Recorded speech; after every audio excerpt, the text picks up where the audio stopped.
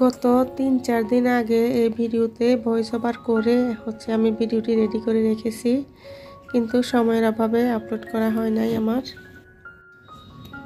আম কাঁঠালের সাথে চিড়া মুড়ি খই নারিকেল দুধ দিয়ে এত মজা করে এই খাবারটা খেতে আমরা অনেক বেশি পছন্দ করি। আমার ফ্যামিলির সবাই না অবশ্য। তো আমাদের মতো আর কারা কারা পছন্দ করেন আশা করছি কমেন্টস করে জানাবেন। আসসালামু আলাইকুম ডিয়ার ভিউয়ার্স। তো দেখতে পাচ্ছেন আমাদের স্যারে একটা ইলিশ মাছ, আর ইলিশ মাছের সাথে ঝিঙ্গা নিয়ে আসছে। সবাই নিয়ে আসে ইলিশ মাছের সাথে বেগুন দিয়ে নাকি ইলিশ মাছ খেতে বেশি মজা। আমরা ছোটোবেলা থেকেই দেখতাম, খেতাম, আম্মা এভাবে রান্না করতো আর কি। ইলিশ মাছের সাথে বেগুন দিয়ে অনেক বেশি মজা লাগে। তো আসলে ওই দিন ইলিশ মাছ আনার কথা বলছিলাম আমি, আর ঝিঙ্গা সকালবেলা মেয়ে অফিসে যাওয়ার আগে বলে গিয়েছিল যে ঝিঙ্গা নিয়ে আসার জন্য। তো ঝিঙ্গা নিয়ে আসছে আর ইলিশ মাছ নিয়ে আসছে, মানে মেহমান আছে। তো সেজন্য আমি বলেছিলাম আর কি যেন ইলিশ মাছ নিয়ে আসে। দেখেন ইলিশ মাছটা অনেক সুন্দর ছিল, একদমই ফ্রেশ ছিল। তো আমাদের বিড়ালগুলো ইলিশ মাছ আমাদের মতো বেশি খেতে পছন্দ করে আর কি। তো এই যে ইলিশ মাছের মাছের মাথাটা একটু ছোট থাকে, একটু পাতলা থাকে, ওই মাছটা নাকি ভালো, মানে আমাদের চাঁদপুরের ইলিশ যেটাকে বলে থাকি আমরা, ওটা মানে অনেক বেশি গ্রান থাকে আর কি, ইলিশের সুন্দর যে গ্রান ওটা থাকে। আর যে ইলিশ মাছটার মাথাটা একটু বড় থাকে ওইটা নাকি বেশি ভালো না, মানে বেশি গ্রান থাকে না আর কি।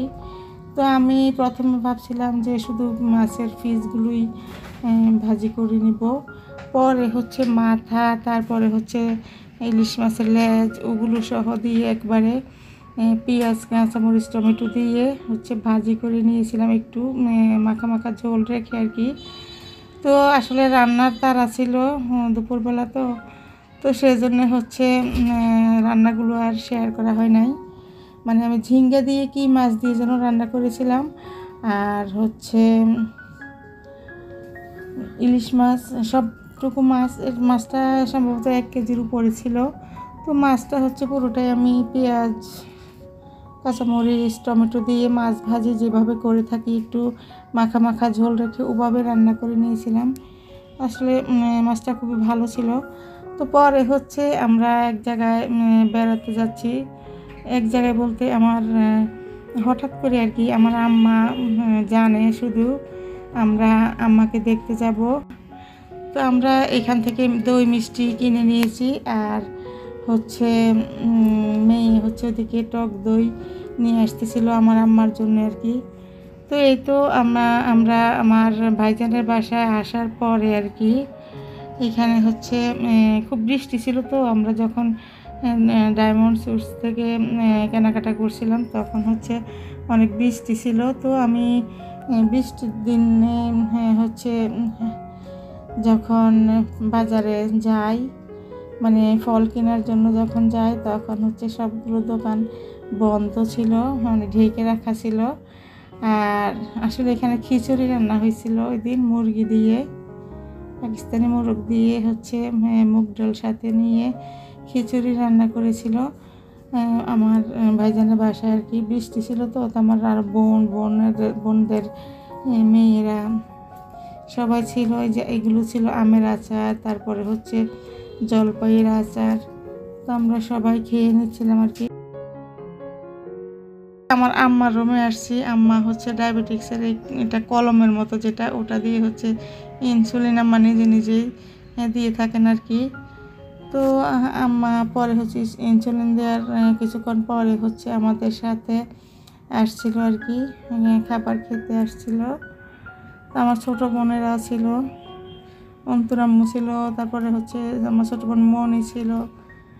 তো এখানে সীমা, আমার আপুর মেয়ে আর কি। সীমা সবাইকে মিষ্টি দিয়ে দিচ্ছিল, এটা দুধ মালাই ছিল। তো আমরা সবাই খেয়ে নিচ্ছিলাম আর কি। তো ওখান থেকে পরে আমরা রাতে চলে আসি। আসলে রানীর দিঘির পার দিয়ে যখন আসছিলাম ফোনে মানে মেমোরি একদমই ফুল ছিল, তো সেই জন্য রাতের ভিউটা, রানীর দিঘির পাড়ের রাতের ভিউটা আমি ভিডিও করতে পারি নাই। তো পরদিন আর কি আমি ছাদে আসছিলাম, ছাদের উপরে আমার গাছগুলো, আমার যে চাল কুমড়ো গাছে কুমড়ো আসছিল একটা, আর এইগুলো ছিল বাঙ্গি গাছ। এই যে আমরা খোসার বিচি ফেলার পরে আর কি চারা উঠছিল, ওগুলোতে আসলে ধরে। তার আগে আমার এরকম ছাদের উপরে 2-3টা বাঙ্গি ধরে একদম পেকে ছিল, একদমই পেকে আছে, আমি জানি না। তো কয়েকদিন পরে আমি গিয়ে দেখি আমার বাঙ্গিগুলো পেকে আছে, আর পিঁপড়া ধরে গেছে, অনেক সুন্দর ছিল, একদমই হলুদ কালার হয়ে আছে পেকে। তো এখানেও ইনশাল্লাহ ধরবে। তো তারপরে এখানেও কুমড়া আসছে, যে ছোট ছোট কুমড়া আসছে। তারপরে ছাদের উপরে পেয়ারা গাছ আছে, যে পেয়ারা ধরে আছে। তারপরে আমরা ধরে আছে, পেঁপে গাছে পেঁপে ধরেছিল। তো পেঁপে গাছটা আসলে আমাদের কিছুদিন আগে যখন ঘূর্ণিঝড় হয়েছিল তখন পড়ে গেছে আর কি। এই যে আনারসও ধরে আছে একটা। তারপর বাঁধাকপি আছে। আর এই আমটা আমার মেয়ে কেটে দিয়েছিল আর কি আমাকে। এটা একদমই আমার মানে ফলগুলো কেটে নিয়ে আসছিল মেয়ে। এই আমটা হাড়িভাঙ্গা আম। এই আম আমার বাড়িতে আর কি, আমার ঘরের সামনে এই আমের একটা চারা গাছ আমি লাগিয়েছি। তো একদমই এই আমটাই আমার গাছে ধরে। তো সেই জন্য আমার গাছটার জন্য অনেক বেশি খারাপ লাগে আর কি, খারাপ লাগছিল। অনেক সুন্দর আসলে এই আমগুলো, একদমই কোনো আঁশ নেই। আর আমার মেয়ে ওই পাশে কাউ ছিল, কাউ খুলে নিয়ে আসছিল। তো কাউয়ের যে খোসাটা ওটা দেখাইতেছিল আর কি। এটা আসলে টক রান্না করে খাওয়া যায়, এটা নাকি অনেক উপকারী। তো এটা দিয়ে ছোট মাছ দিয়ে টক রান্না করা যায়। আর এগুলো ছিল পেয়ালা। আসলে আমি যখন বাজারে যাই আমি দেখে দেখে এই দেশি ফলগুলো না কিনতে আমার কাছে অনেক বেশি ভালো লাগে। আমি সবসময় একটু আধটু হলেও আমি কিনে নিয়ে আসার চেষ্টা করি। এগুলো তো আসলে 1 কেজি আধা কেজি কিনতে হয় না, এগুলো 100 গ্রাম 200 গ্রাম 250 গ্রাম ওরকম করেই আমি কিনে থাকি আর কি। আর দামও থাকে প্রচুর, 400 নাকি 500 টাকা ছিল পেয়ারার কেজি। আর এটা একটু কম ছিল, এটা মনে হয় 200 টাকা কেজি ছিল নাকি যেন করম চাটা। এটা ডাল দিয়ে রান্না করে খাওয়া যায়, টক। তো আমরা যেটা বলছিলাম তার আগে বলা শেষ করতে পারি না আর কি, যে আমি ওই দিন তাদের বাসা মানে যাওয়ার সময় আর কি একটা দোকানে একদমই অনেক বড় একটা ছাতার নিচে ওগুলা খোলা ছিল আর কি দোকানটা। তো একটা দোকানে সব রকমের ফল ছিল। তো তো আমরা ওখান থেকে জাম, তারপরে কাউ, তারপরে পেয়ালা, করম চা, আরও কি যেন মানে এই দেশি ফলগুলো আমার আম্মা আছে। তো তো আমার আম্মার জন্য ওই ফলগুলো একটু একটু করে কিনে নিয়ে যায় আর কি। তো আম্মা আমাদের জন্য দিয়ে দিয়েছিল। তো পরে আর কি বাসায় আমাদের মিনি আর টুনটুনি খেলা করছিল। আর মিনি যতদিনই বের হয় বাহিরে যায় একটা একটা করে মালা ছিঁড়ে পড়ে যায়, নাকি কেউ রেখে দেয় নাকি ছিঁড়ে যায় আসলে জানি না। তো রাহাত আরও একটা নতুন মালা নিয়ে আসছিল, তার আগে 2টা মালা বাহিরে ফেলে আসছে মিনি। তো বেজ ছিল যেটাতে রাহাতের ফোন নাম্বার সহ ছিল, ওইটাও ফেলে রেখে আসছিল মিনি।